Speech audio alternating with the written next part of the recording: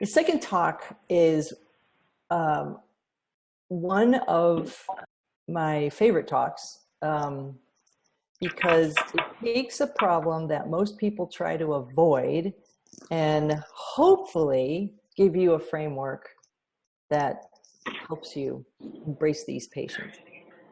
Because the weak and dizzy is something that we see every day, and it used to be not a very satisfying patient for me.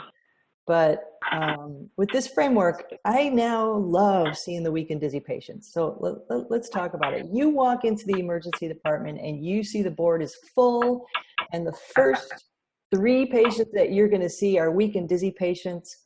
Do you feel like this? That's what I used to feel like. But hopefully you won't. I'm going to give you a framework, and I'm going to give you a structure that's going to help you say, bring it. Give me all the weak and dizzy patients. So let's give you 3 cases. First case is a young 22-year-old woman who comes in and says, I've been nauseous and vomiting for 3 days. I haven't kept a single thing down. I feel terrible. Help me. Second case, 61-year-old woman who comes in and she is pissed. She is angry because she's been in your waiting room for an hour. And why did she have to wait? She was at the yeah. She was at the hairdresser's, and she had this sudden onset of a really bad headache, and they called EMS, and EMS brought her. And by the time she got to the hospital, she didn't have a headache, so she waited in the waiting room. He is mad as a hornet. Third patient is this 52-year-old guy who was golfing yesterday, and he bent down to pick up his golf ball. When he stood up, he was dizzy. And he said, well, I'm probably dehydrated. So he went back to the clubhouse and had a lemonade, and that didn't help. Went home and had dinner thinking that would help, and it didn't. So he just went to bed, because whenever you have a headache or dizziness, going to bed seems to be the common denominator. It's what we do, because when you wake up in the morning, it'll probably go away. But he woke up in the morning and it didn't go away. So that's why he came in. Now, those are 3 patients who have some similar symptoms. And I want to talk about the pitfalls of diagnosing acute dizziness. Now, the first one is reliance on the type of dizzy. When I was a resident and even in subsequent years, we have classically taught people to say, well, is the room spinning or are you lightheaded? And I'm here to tell you that is no longer the way to go. First of all, it's not a great discriminator. If you tell me room is spinning versus lightheaded, it doesn't put me down a different pathway. It doesn't help me discriminate one etiology from another. Secondly, if you ask a patient that question, they're terrible at answering it. They did a study on this, actually, and they asked a bunch of patients, well, are you lightheaded or are you room spinning? And they gave an answer, and they came back within 5 to 10 minutes and asked the same patients the same questions, and 50% of them changed their answer. So patients don't really know how to answer that question, and we don't really know what to do with it. So let's just stop asking it. We want to think about timing and triggers. Timing is, when did the headache start? Was it sudden? Was it gradual? What were you doing? Triggers is what makes it worse. And I'm saying headache, but it can be dizziness or nausea or any of those symptoms. So we're going to think about timing and triggers as we go through this. Hallmark eye findings. I don't know about you guys, but nystagmus, oh boy, there's about 100 different types of nystagmus.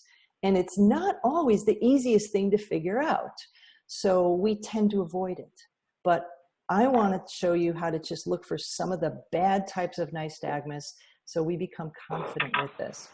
And then if you tell me that an older patient with hypertension, hyperlipidemia, and diabetes has an increased risk of having something bad going on, maybe a stroke, I'll say, yep, you're right.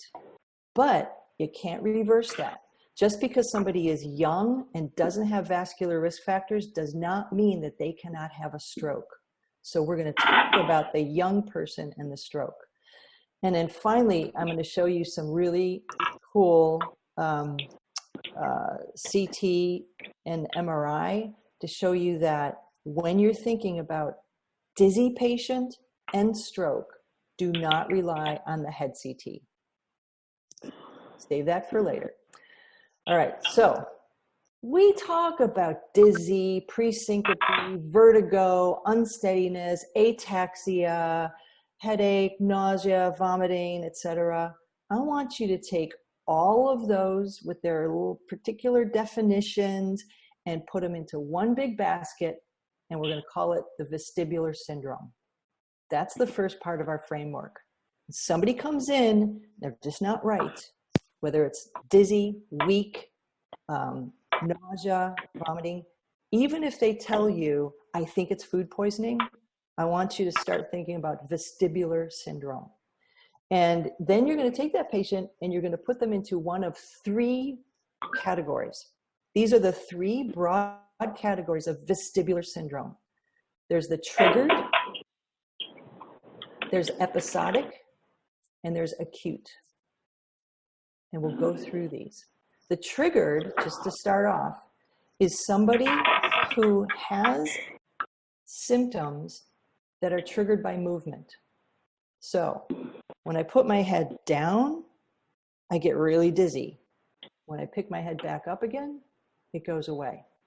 That's a triggered vestibular syndrome. Importantly, in this one, the symptoms go away in between the trigger. Episodic vestibular syndrome is a person who says, you know what, I was in the grocery store and all of a sudden I had palpitations, I was sweating, I was short of breath, I was dizzy, I had to sit down right there in the produce section. I just didn't know what happened, it just hit me. And then within 10 minutes it went away, but EMS was already there and they brought me into the emergency department. That's an episode. By the time they get to you, it's a history. Their exam is fine, they're fine, it's an episode. And the third one is the acute vestibular syndrome. This is the patient who has an onset, a discrete onset of their symptoms, and they may be worsened by a trigger. So it may be worsened if they move somehow, but it never goes away. It's persistent. So you need to think about the difference between the acute and the triggered, in that the acute vestibular syndrome persists. So when you see that patient, they will have their symptoms irrespective of their position or whatever trigger makes it worse.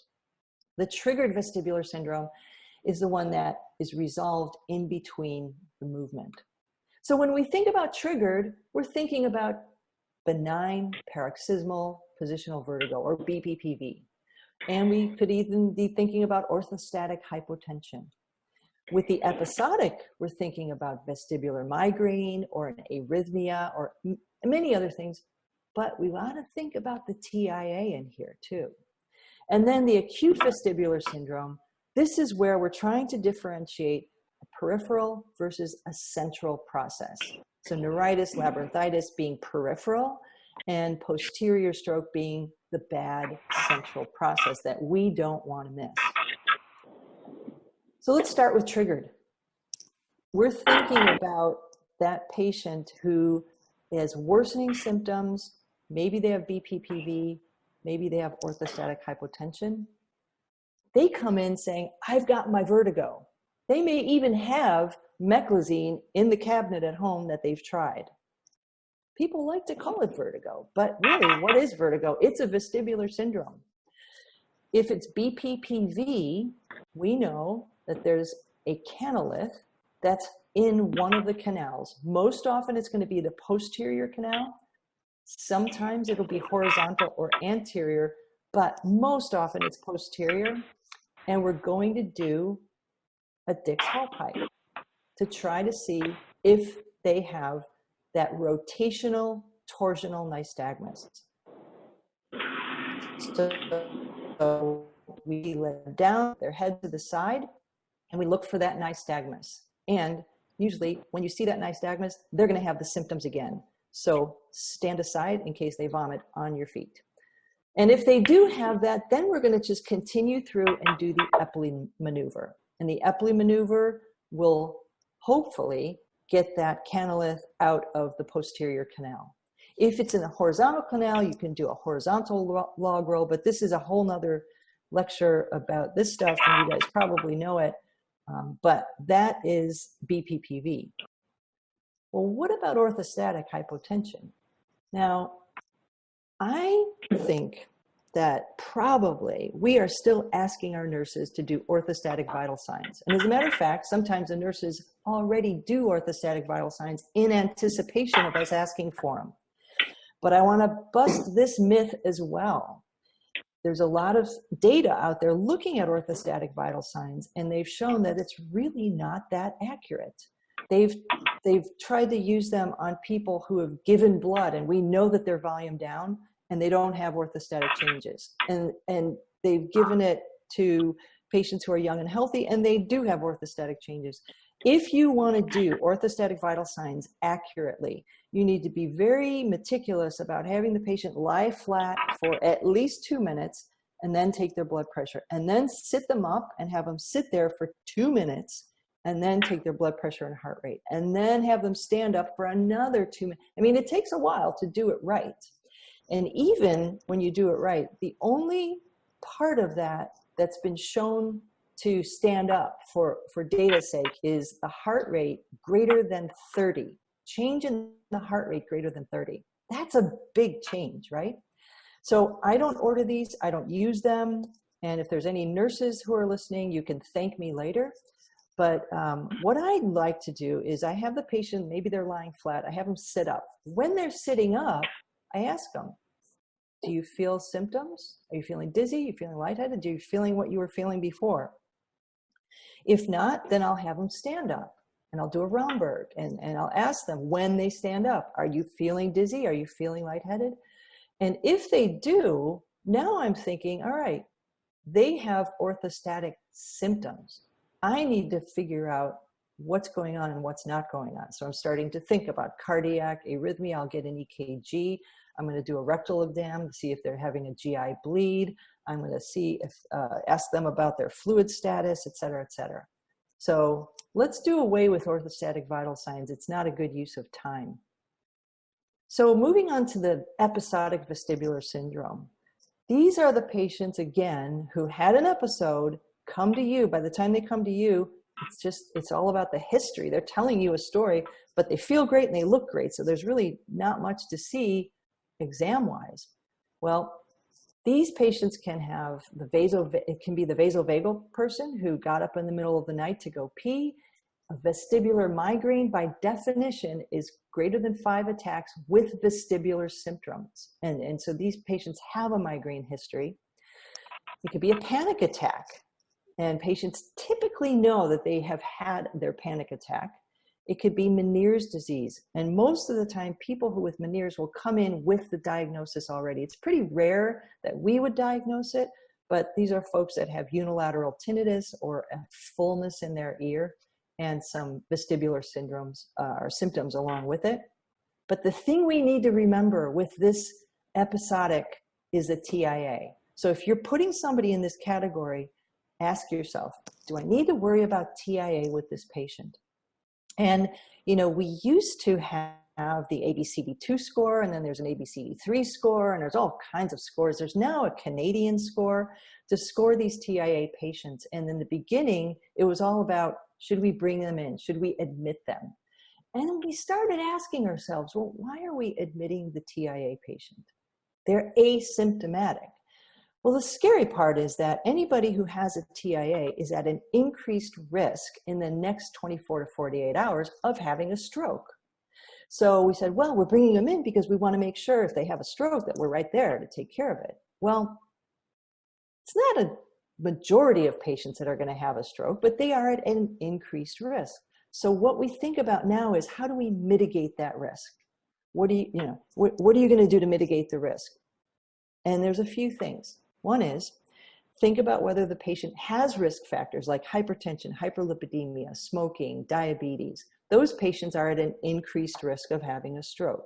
And if they had a TIA, now I'm worried about them.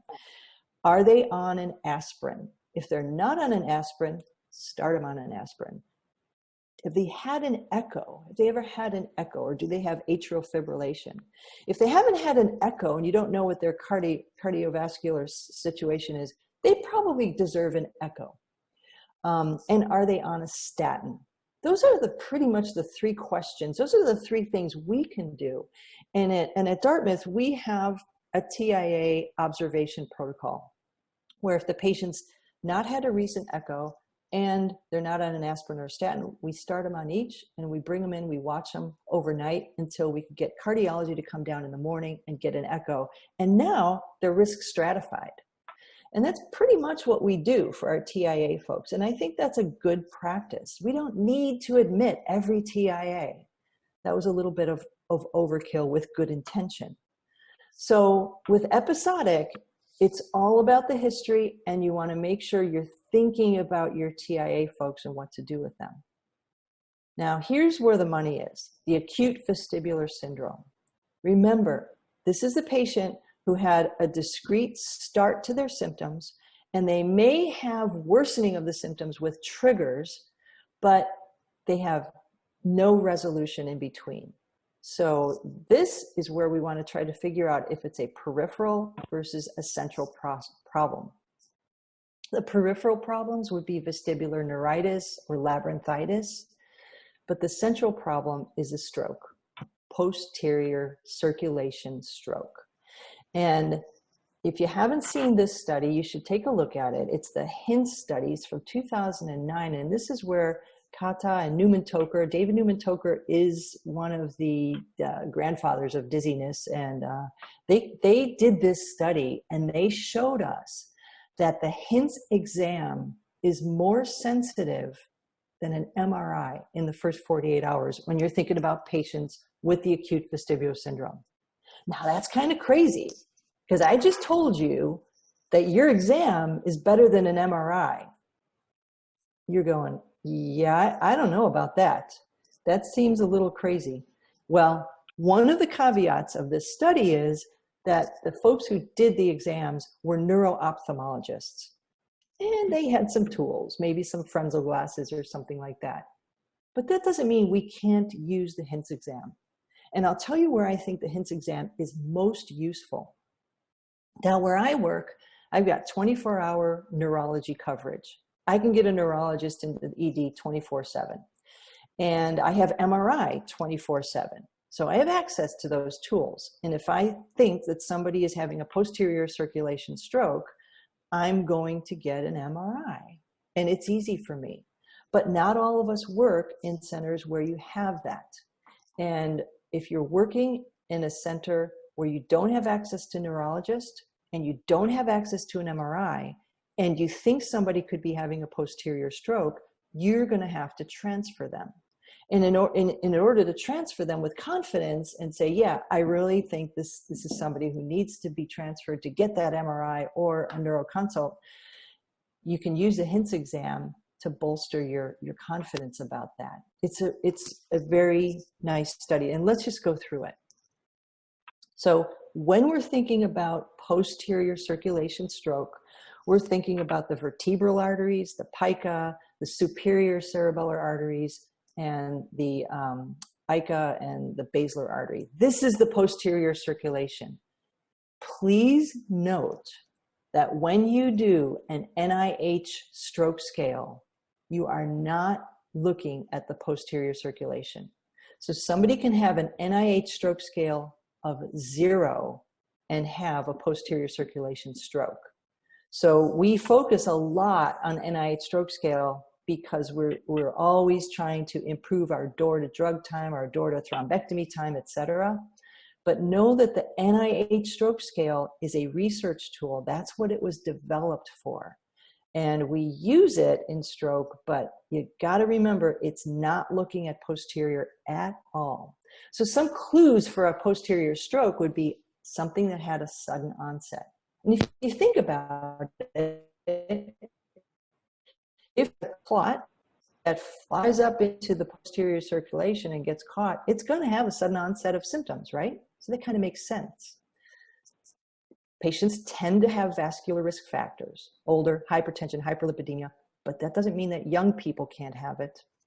Severe ataxia should really be a clue to you that something's going on. And even if the patient comes in and says, I got food poisoning, don't buy it.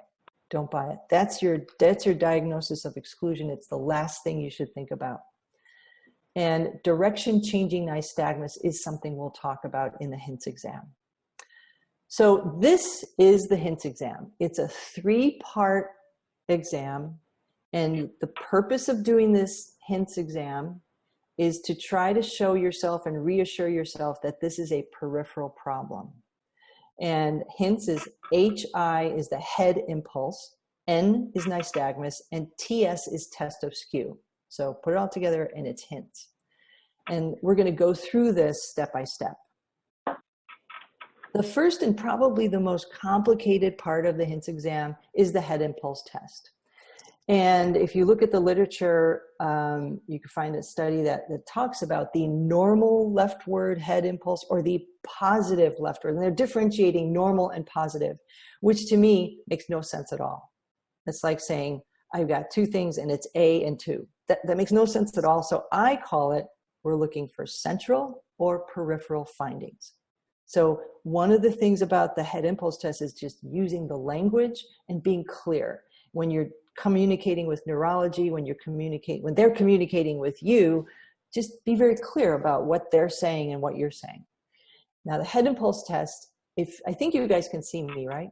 Is you're having the patient put their head in your hands and I cup their chin in my hands like this. And I tell them, I'm going to be moving your head back and forth, and it's going to be random. It's not going to be, back, forth, back, forth. It's going to be a couple here, 3 there. And I want you to just relax your head in my hands and let me do the movement. That's really hard for patients. So you got to explain it to them first. And sometimes they just won't be able to do it. But you do your best and you get them to do that. And then you're only going 15 or 20 degrees to the right or to the left and coming back quickly to the middle. So rapid response, ultrasound, rapid response, ultrasound. Somebody get on that.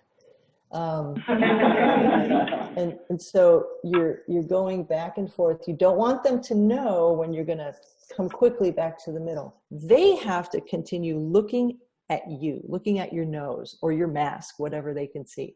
And if you look at the top panel, when you go back and forth, they're able to keep their eyes on you and they don't move.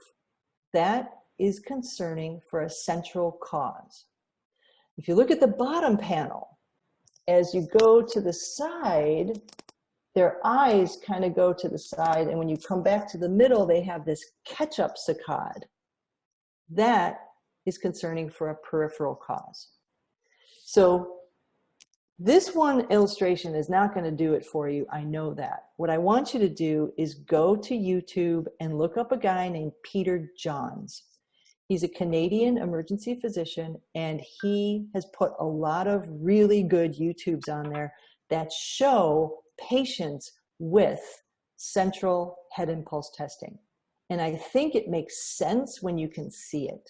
So this is probably the most complicated part of this, and that's one of the steps of the HINTS exam.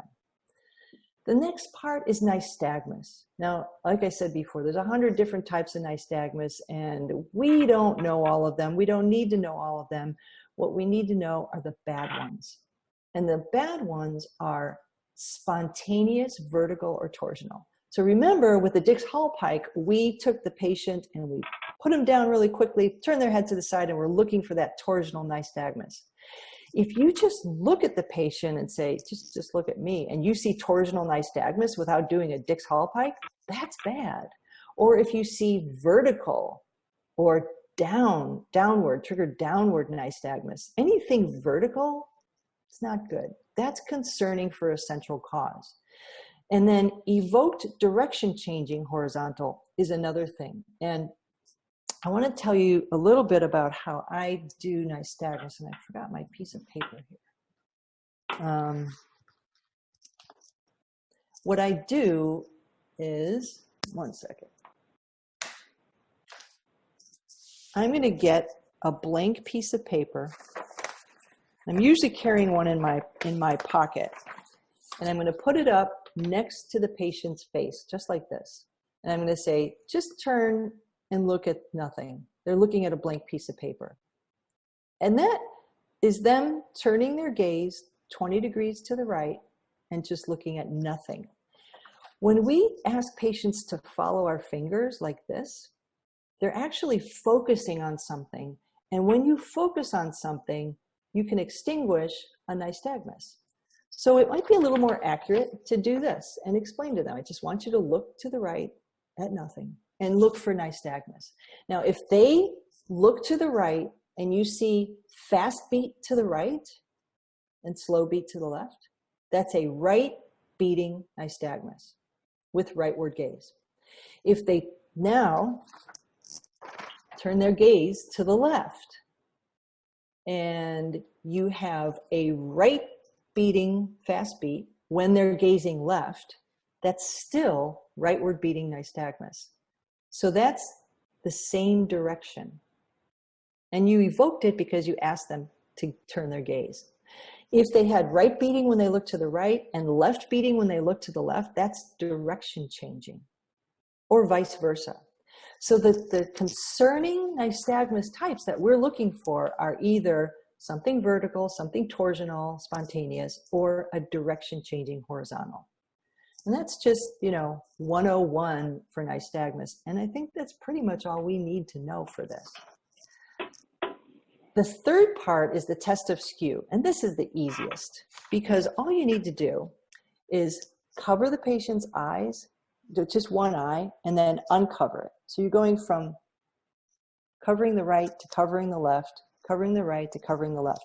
They need to just look directly at your nose or your mask and keep their eyes midline. When you uncover the eye, if they're still looking midline, that's a negative test of skew. If, however, when you uncover the eye, their gaze is up or their gaze is down and they have to adjust to come back to midline, that's a positive test of skew. It's kind of rare to see it, but it's 98% specific for a brainstem lesion. So when you put all three of these together, you've got the head impulse test, looking at nystagmus, and the test of skew. If their head impulse test, and I put here abnormal vestibulocular reflex, if their head impulse test is concerning for a peripheral cause and their nystagmus is not one of the concerning types and they don't have skew, then you're somewhat confident that this patient is not having a posterior circulation stroke. I will make the caveat that this is kind of a new thing for emergency medicine and we're just getting used to doing it. And you may not have 100% confidence in this HINTS exam. Like I said, it may give you some material to work with to say, I need to transfer this patient. They need a neurology consult. They need an MRI. If you're not confident in all of this, then you're doing this test. Get somebody else to come and do a HINTS exam. Get one of your colleagues to come and do an exam and compare notes. If you do have neurology consult, get them to come down and they will do a HINTS exam as well. But if there's some kind of reason that you can't get confidence with this, like the patient can't cooperate or they can't understand or you can't move their neck because they're old and they have a lot of cervical spine issues, then you're just not going to be able to use it, and you would do what you would normally do with a posterior circulation stroke concern and work them up. You're going to call neurology, you're going to get an MRI, and go ahead and work them up.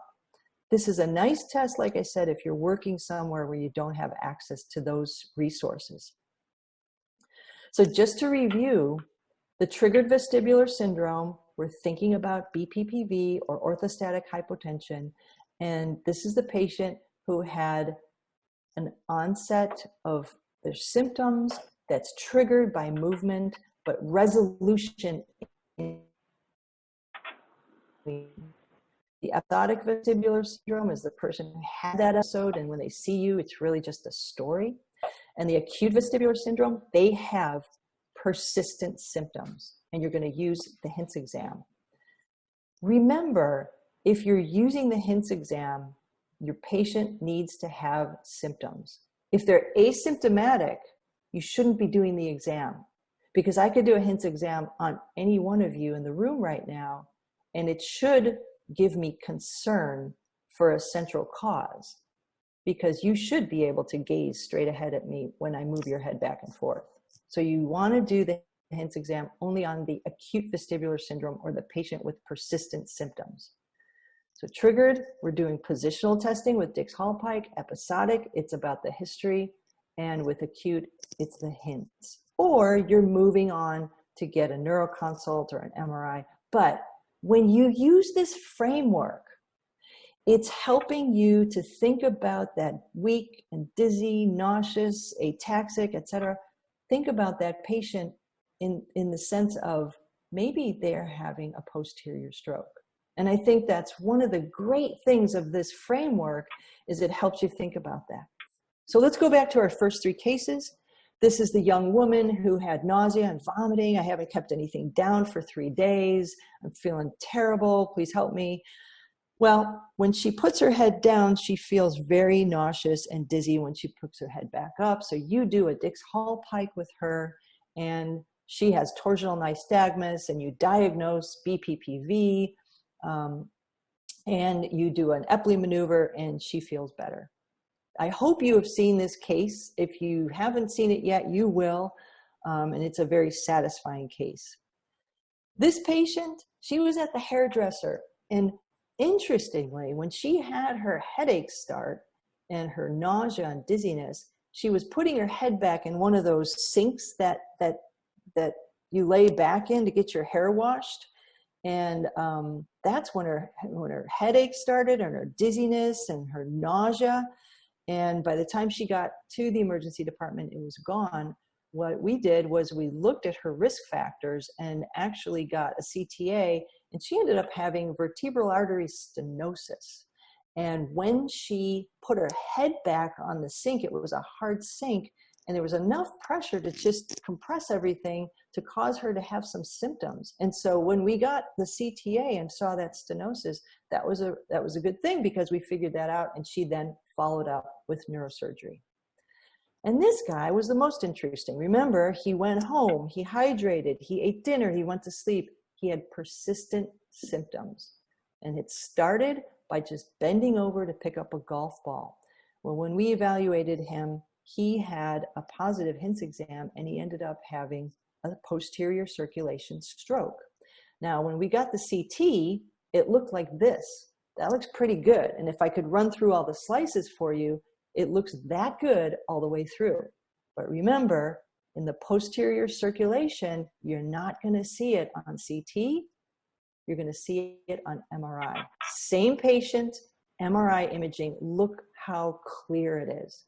And look how not clear it is on the CT. So when you're thinking posterior circulation, you've got to get an MR image. So this is the framework that I love to use, and people know when somebody comes into the department with dizziness and I'm around, they bring me that case, because I love working these up and I love teaching this framework. And I hope that it's helpful to you and it makes you less nauseous when you see the weak and dizzy patient. So I know there's going to be some questions on this.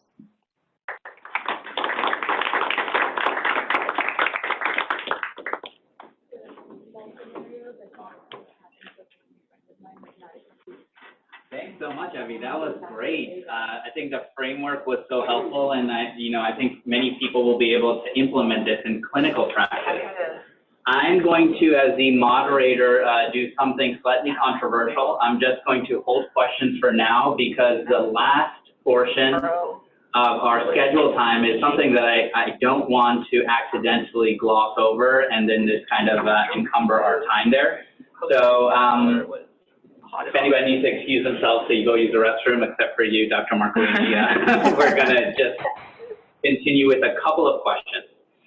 And this idea kind of came to mind because you, of course, are a mentor for me personally, but more so, I've seen you mentor an innumerable number of people. I think compassion and listening are tremendous skill sets of yours, but also your fierce yet non-oppositional confidence, your ability to just break things down and communicate effectively with people even when there is a tense moment are just superpowers.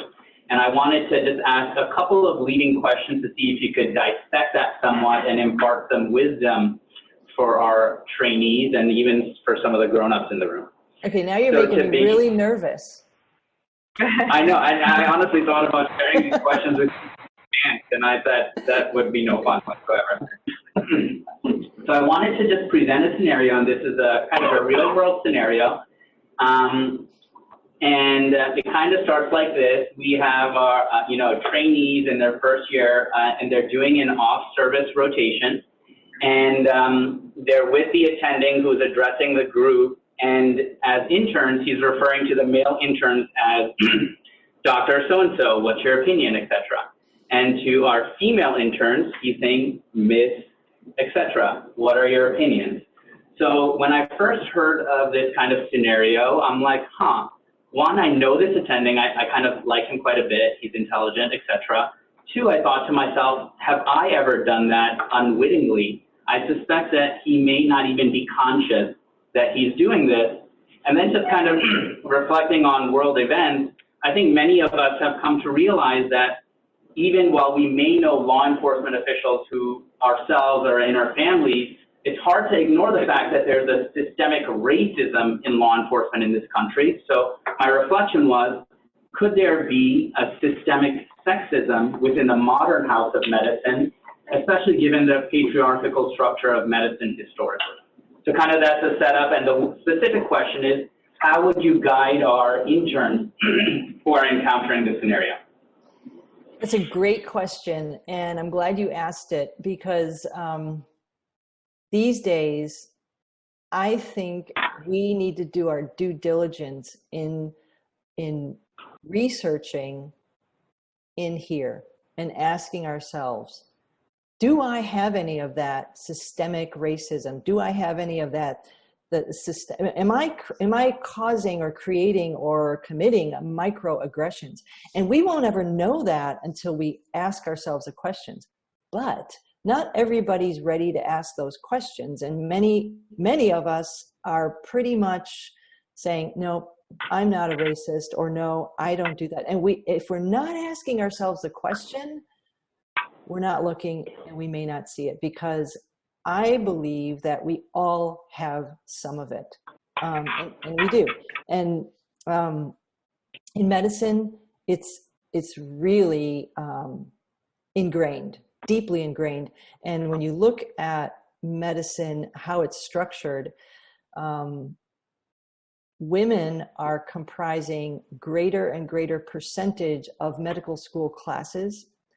And we're also starting to comprise greater percentage of working physicians, but we don't comprise a great percentage of leaders.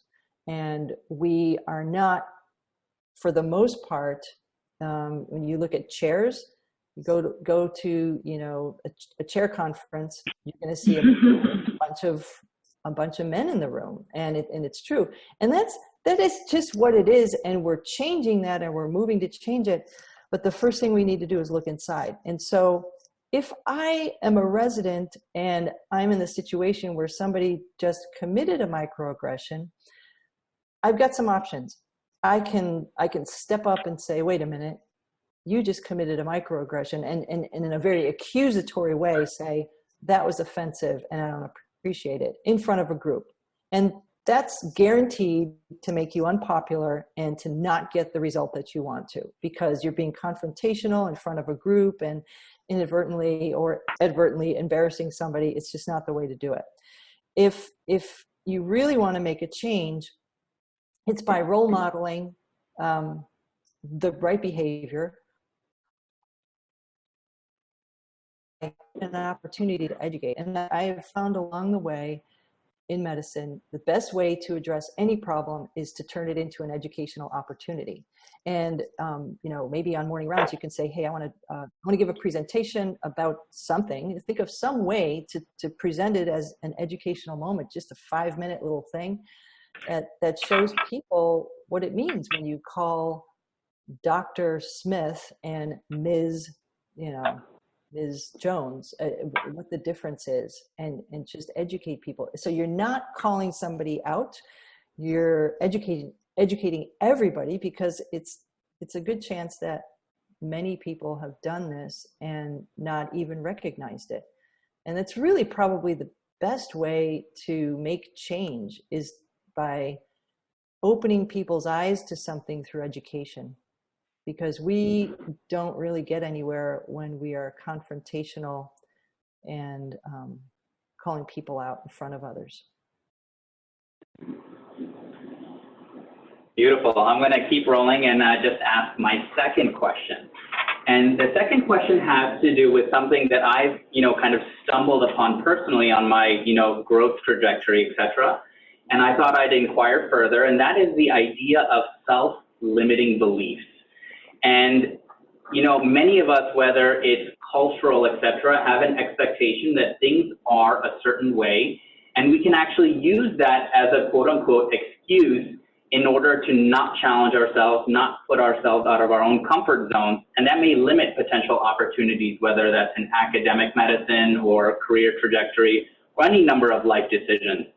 So what I want to frame that as is, how did you pursue, what was your mental self-talk when you made the commitment to yourself, well, I am going to pursue a fellowship at shock trauma? And the reason I say that is my self-limiting belief when I think of shock trauma is a highly patriarchal organization, that there's layers upon layers and upon layers of trainees, and I would be nervous that my voice would not be heard, or I would not have those critical training opportunities. Can you describe a little bit about your decision-making to pursue not only critical care fellowship, but to pursue it at shock trauma, what that entailed, and what was your, in fact, real-life experience there?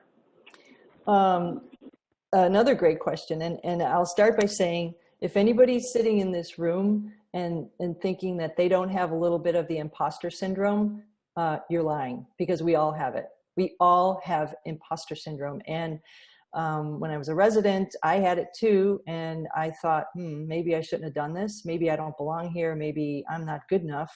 But I battled through that and just kept doing what I could do, the best I could do. And I worked hard when I was in the ICU because I really loved it. And the nurses would laugh at me because I would give a patient a vasopressor and I would sit in the room and watch their blood pressure. And they'd come in and they go, "What are you doing?" I said, "Well, I'm just watching. I want to see the blood pressure change." And they thought I was crazy, but I was just fascinated by the laboratory of it all in the ICU. And I knew that emergency medicine was for me, but I really loved the critical care part of it. And every single person that I talked to, all of my mentors said, "You shouldn't do a critical care fellowship because that's crazy. You can't get board certified in it." Back then you couldn't. You're not going to use it in your job. You're going to waste a year. You could make money. You could make doctor money in that year, and you're going to waste your time. And I still really loved it. And one person, and that was my program director, said to me, "You know what? If you really love it, just do it. Why not? Just do the fellowship. Even if you can't board certify, you may not get a job, et cetera, et cetera." And I just followed what I wanted to do, and I persisted. And that's the best I can say is, I had one person tell me you should do that. And I never looked back. That was the best decision that I made. Best ever decision, because actually I was sitting in a room much like this as a resident, and the chair of surgery came through and he put this little piece of paper in my hand and he said, "Call this man." And I said, What do you do? What do you mean call this man? And he said, "Call this man. I think that you should go to shock trauma and do a rotation there as a resident." And I did my residency at Maine Medical Center. And I said, okay. So I called Tom Scalea and I said, Brad Cushing told me to call you to think about doing a rotation. So I went down and I did a rotation, and I just dug in and worked hard. And before I was done with the month, they said to me, do you want to do a fellowship here? And I said, sure, why not? And that's when I started really seriously considering fellowships. And I looked at Pittsburgh, I looked at shock trauma, and it just felt good to me. And I never looked back. We eventually got the ability to board certify. As you guys know, you can board certify in medical critical care, surgical, and neurocritical care, and anesthesia. As an emergency physician, you can do that. And it was a long, hard road, but now the way is paved, so you can do that. And it's a wonderful opportunity. And I'll be honest with you, the fact that I work 50% of my clinical time in emergency medicine and 50% in the ICU has saved me from what I think would be surefire burnout for me. Because if I had to do emergency medicine 100% of the time, I think I would get really burned out. And if I had to do ICU 100% of the time, I might get burned out too, because it's two different types of medicine. In one, you just hit the ground running and you're seeing a bunch of people and you get spat upon and you get kicked and hit, and it's fine, it's crazy. But in the neuro ICU, you hunker down and you round for hours and hours and you dissect all the details, and it's two polar opposite types of medicine, which really helps keep me fresh. I love both of them, and I think it helps me a lot. But whatever you're thinking about, don't let anybody tell you shouldn't do it. Don't let anybody tell you reasons, oh, you can't do this or you shouldn't do this. If you love it, do it. Why not? Nothing to lose. Beautiful. Thank you so much. I'm going to exercise a selfish insight here and just ask you one more question. Hopefully nobody barges into the room, and then after this one we'll break, and if people have specific questions or need to excuse themselves, by all means. So I was reaching out to our mutual friends to get some, potential background information or insightful questions, and somebody who is also your mentee and may or may not be a current colleague of yours in the critical care environment replied, her immense capacity to listen endlessly and effectively, whether you are a mentee or a patient, whether she is in the ED, at a national academic committee, or in the ICU, you feel empowered and invigorated to get up and try again when you are down. So the question I have related to that is, what I have noticed is you have almost, and this is a controversial way of phrasing this, but weaponized humor. Like, in a way, humor is very much part of your personality, but also part of the way you kind of construct your social conversations and academic conversations. I know this is like a very specific question, but are you conscious of that? Or was there an experience in your past where you're like, wow, instead of yelling at this person, I was able to use this other strategy and things worked out a lot better for the patient? Well, I will say this, that in emergency medicine, when we walk into the room, we're walking into the room of a patient who we have no idea really where they come from, what's going on in their life, what's going on. We know they've probably been waiting at least an hour or more to see somebody, and they're frustrated. And, they came in for a reason, and now we made them wait. And they're as frustrated as I am when I have to wait in line for something. And so what I always try to do when I walk into the room is walk in with a big smile and say, hey, and just be really excited that I'm there and they're there. And I find that when you just walk in with an assertive, hello, how's it going? People kind of brighten up, and they kind of say, oh, wow, here's somebody who's really engaged and somebody who's going to listen to me. And I will say this, we are always in a hurry. Emergency physicians are always in a hurry. Ask yourself, the last shop at the grocery store. When you were in line waiting to get checked out, were you going, come on, hurry, hurry, hurry? And why are you taking so long to talk to that person in front of me in line? You guys are having a social conversation and I need to get checked out. How many of you have ever done that? I know I do it. I'm always in a hurry because it's kind of the way we're wired. But if we take the extra time just to listen to some of our patients, what they're saying, oftentimes it's not medicine. It's just listening to them and figuring out that they've been to several specialists and nobody's really taken the time to listen and figure out that they have GERD and they need to, 2 weeks of Prilosec to help. And that's not rocket science. It's just listening to them.